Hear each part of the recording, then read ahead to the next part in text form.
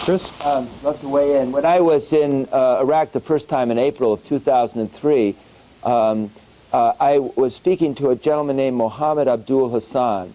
And I said, I'm a former Peace Corps volunteer, so we're kind of trained to think of how do people think about certain actions in their culture versus ours. And I said, is there anything we're doing that makes you uncomfortable? He said, when you throw candy on the ground and our children pick them up like chickens, they aren't chickens or pigs. They're human, he didn't say the rest. He just said that. And he gave me one or two other examples. And then he put his hands on my shoulders, which I don't know was characteristic of Iraqi at the time.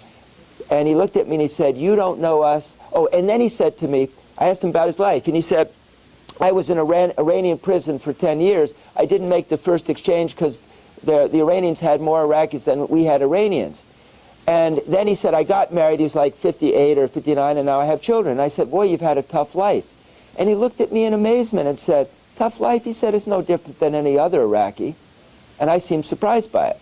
And he put his hands on me and he said, you don't know us and we don't know you. I couldn't wait to come back home and say, we need Iraqi Americans to come there. We need Arabic speakers. We got some issues here. And I say that because you embarrass an Iraqi in front of a male, in front of his wife, you might as well have put a dagger in it and twisted it. So these kinds of issues are just different.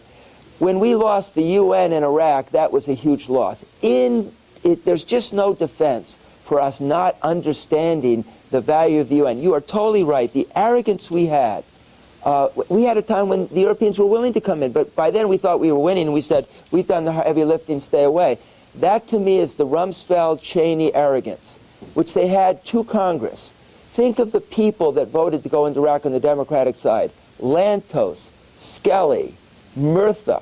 And they were never consulted once that happened. So we not only had a communication problem with the Iraqis, but we did with Congress as well. When I go in to speak to members of Congress in Iraq, their parliament, I say, or an Iraqi in general, I say, are you a Shia? They'll say, I'm a Shia, but sir, I'm married to a Sunni. I'll go and say, are you a Sunni? And they say, I'm a Sunni, but my daughter is married to a Shia. I'll go to a Kurd and they say, we're Kurds, but don't you know we're Sunnis? Admittedly different type of Sunnis, but still.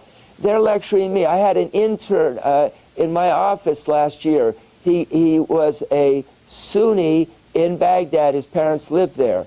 And I asked him, did he think of himself as an Iraqi or Sunni? He said, we thought of ourselves as Iraqis. Now, admittedly, it was easier for Sunnis to think of themselves as Iraqis, but that's what he did. He said, but when you start getting killed, you try to look for people who can protect you, and they tend to be your own group. The interesting thing here is you have a major battle among Shias.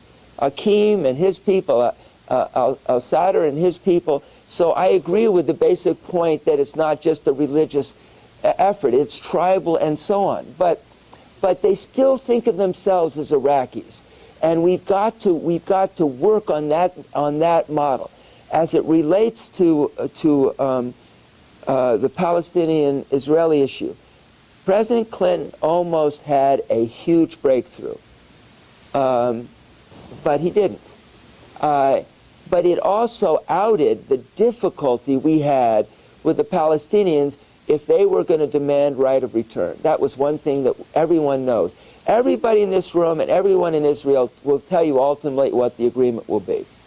I tend to believe that I would have frankly asked Bill Clinton to just be the envoy. I would have said for the next 8 years devote your life to it. And I think we would have had progress. And President Bush would have gotten the credit, and so would America.